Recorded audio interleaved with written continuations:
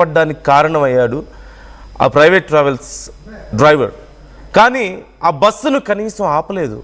అరే ఇంత పెద్ద ఘటన జరిగింది, అంత పెద్ద యాక్సిడెంట్ జరిగిన తర్వాత కనీసం ఆ కారులో ఉన్నవాళ్ళు బ్రతికున్నారా లేదా, ఉంటే వాళ్ళకి ఏదైనా హెల్ప్ చేద్దామన్న ఆలోచన కూడా లేకుండా, కనీసం బేసిక్ రెస్పాన్సిబిలిటీ లేకుండా, మానవత్వం లేకుండా అలాగే వెళ్ళిపోయినట్లుగా తెలుస్తుంది. ఖచ్చితంగా ఈ విషయంలో కఠిన చర్యలు తీసుకోవాలి. ఆ ట్రావెల్స్ యాజమాన్యాన్ని కూడా ఈ విషయంలో ఖచ్చితంగా ప్రశ్నించాలి. ఇది కేవలం డ్రైవర్ తప్పిదంతో ఆపేసే పరిస్థితి కాదు. ఎందుకంటే ఘటన జరిగిన తర్వాత ఖచ్చితంగా యాజమాన్యానికి డీటెయిల్స్ తెలుస్తాయి. కానీ అటు యాజమాన్యం నుంచి రెస్పాన్సిబిలిటీ లేదు, డ్రైవర్ రెస్పాన్సిబిలిటీ లేదు. అంత దారుణంగా గుద్దేసి వెనక మీరు చూస్తున్న కారు పూర్తిగా నుజ్జు అయిపోయింది. ఆ వెనక కూర్చున్న ముగ్గురు, అత్త మామ మరొకరు, ముగ్గురు అక్కడికక్కడే ప్రాణాలు కోల్పోయారట. 7 ఉన్నారు ఆ కారులో. తిరుపతి నుంచి వస్తున్నట్లుగా తెలుస్తోంది. తెలంగాణ వాసులు, సూర్యాపేటకు చెందిన వాళ్ళుగా తెలుస్తోంది. ఇంతకంటే దారుణం ఇంకేదైనా ఉంటుందా? ఏం చర్యలు తీసుకోవాలి? ఇష్టం వచ్చినట్లుగా మార్జిన్కి బయటే ఉన్నట్లుగా తెలుస్తోంది కారు.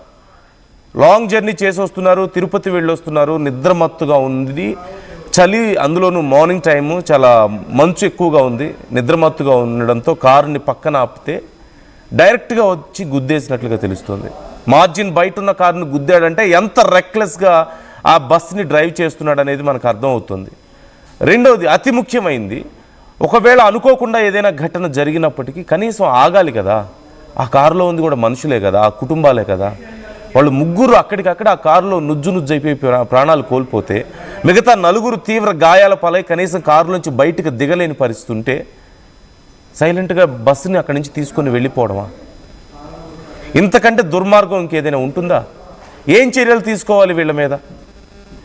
ప్రైవేట్ ట్రావెల్స్ నిర్లక్ష్యానికి ఖచ్చితంగా నిలువెత్తు రూపం ఇది. మరొక పెద్ద ఎగ్జాంపుల్గా మనం చూడొచ్చు. అంటే ఎంత నిర్లక్ష్యంగా ఉన్న వాళ్ళని పెడుతున్నారో, ఎంత అమానవీయంగా వ్యవహరిస్తున్నారో. కనీసం మానవత్వం కదా. ఎవరో ఎక్కడో దెబ్బ తగిలి పడిపోతేనో, స్పృహ తప్పి పడిపోతేనో వెళ్ళి చుట్టూ 10 మంది చేరి హెల్ప్ చేసే పరిస్థితులు ఉంటాయి జనరల్గా. కానీ హైవే మీద పక్కన ఆగి ఉన్న కారుని గుద్దేసి 3 ప్రాణాలు తీసి 4కి తీవ్రంగా గాయాలైతే వాళ్ళని అలాగే వదిలేసి అక్కడి నుంచి సైలెంట్గా వెళ్ళిపోతాడా? ఇప్పటి వరకు కనీసం పోలీసులకు సమాచారం లేదు. ఏ ట్రావెల్స్ బస్సు, అది ఎవరు డ్రైవ్ చేశారు అనేది తెలియదు. మార్నింగ్ అరౌండ్ 4 o'clock అప్పుడు ఈ ఘటన జరిగినట్లుగా తెలుస్తోంది.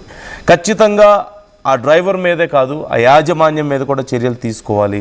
ఈ విషయంలో ఎప్పటికప్పుడు మేము డీటెయిల్స్ అందిస్తూ ఉంటాం. And at the same time you can see ఆ కారు చూడండి ఎంత దారుణంగా దెబ్బతిన్నదో, ఎంత లోపల ఉన్న వాళ్ళు ఎంత నరకయాతన అనుభవించుంటారు. లోపల ఉన్న ఒక్కసారిగా వచ్చి ఆ కారును గుద్దేసింది, లోపల ఇరుక్కుపోయి ఉంటారు, ప్రాణాలు కోల్పోయారు, మొత్తం ఆ సీట్ల మధ్యలో ఇరుక్కుపోయి ఆ గాయాల పాలయ్యి బయటికి రాలేని పరిస్థితుల్లో సహాయం చేసేవాళ్ళు లేక ఎంత నరకయాతన అనుభవించుంటారు వాళ్ళు. ఒక్కసారి మనం ఊహించుకోవచ్చు. ఘటనకు సంబంధించి విచారణ చేస్తున్నారు పోలీసులు. ఆ సమయంలో అటు నుంచి ఏ ప్రైవేట్ ట్రావెల్స్ వెళ్ళాయి, ఎవరు చేసి ఉండొచ్చు ఈ దారుణం అనేది విచారణ చేస్తున్నారు. సీసీ కెమెరా ఫుటేజ్ ఒకవేళ దగ్గరలో ఏదైనా ఉంటే దానికి సంబంధించి ట్రై చేస్తున్నట్లుగా తెలుస్తుంది. హైవే అవ్వడం, ఆ చుట్టుపక్కల ఏమే షాప్స్ కానీ ఏమీ లేకపోవడం, కొన్ని వెంచర్స్ తప్ప అక్కడ షాప్స్ ఏమీ కనిపించడం లేదు. మరోవైపు సైన్ బోర్డ్స్ కూడా ఏమీ లేవు. ఈ నేపథ్యంలో సీసీ కెమెరా విజువల్స్ దొరికే పరిస్థితి అతి కష్టంగా ఉంటుంది. కానీ ఖచ్చితంగా టోల్ గేట్ సీసీ కెమెరాస్ని కనుక పరిశీలిస్తే, లేదంటే దగ్గరలో ఉన్నటువంటి ఏ సీసీ కెమెరాస్ని పరిశీలించినా ఆ బస్సుకు కూడా ఖచ్చితంగా ముందు భాగం దెబ్బతినే ఉంటుంది. సో దాని ఆధారంగా ఖచ్చితంగా వీలైనంత త్వరగా బస్సును ట్రేస్ చేసే అవకాశం అయితే ఉంది. ఇప్పటికే అన్ని రికార్డ్ అయ్యి ఉంటాయి ఖచ్చితంగా సీసీ కెమెరాస్లో, టోల్ గేట్స్ దగ్గర మధ్యలో ఉన్నటువంటి సీసీ కెమెరాస్లో. ఈ ఘటనకు సంబంధించి కఠిన చర్యలు తీసుకోవాలి. ఎంత రాక్షసత్వం ఉంటే, ఎంత అమానవీయత ఉంటే ఖచ్చితంగా ఇలా వదిలేసి వెళ్ళిపోతాడు అంత పెద్ద యాక్సిడెంట్ జరిగిన తర్వాత.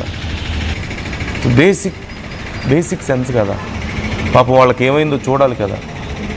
కనీసం వాళ్ళని హాస్పిటల్కి తరలించడం, వాళ్ళని కనీసం బయటికి తీసి ఏదో ఒకటి వాళ్ళకి హెల్ప్ చేయడం లాంటిది ఉండాలి కదా.